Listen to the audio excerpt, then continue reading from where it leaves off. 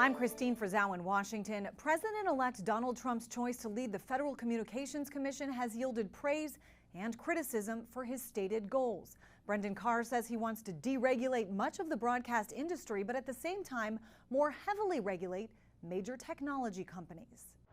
A top priority for the Federal Communications Commission under the future Trump administration will be, quote, reining in big tech. The man tapped to lead the agency, current FCC Commissioner Brendan Carr, recently posting on X, "We must dismantle the censorship cartel and restore free speech rights for everyday Americans."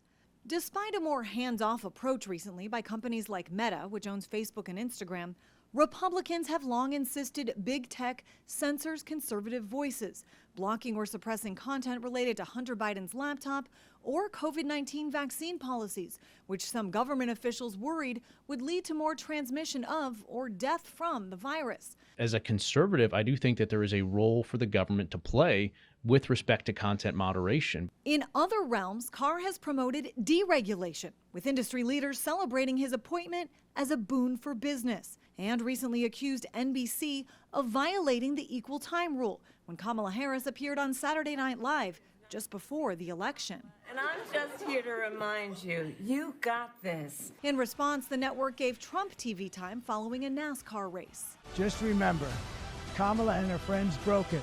I'll fix it. Critics worry Trump's disdain for traditional TV networks could make them a target over the next 4 years. They're a news organization. They have to be licensed to do it. They ought to take away their license for the way they did that. Some insisting the FCC has limited power when it comes to big tech. The FCC shouldn't be in the content regulating business. They're in charge of handing out broadcast licenses. They're in charge of making sure consumers don't get ripped off by their cable television or their phone company. While President-elect Trump has pivoted on his support of banning TikTok in the United States, Commissioner Carr appears to be in favor of it.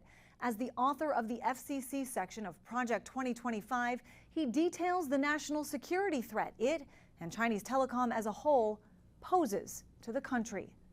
In Washington, I'm Christine Frizzau.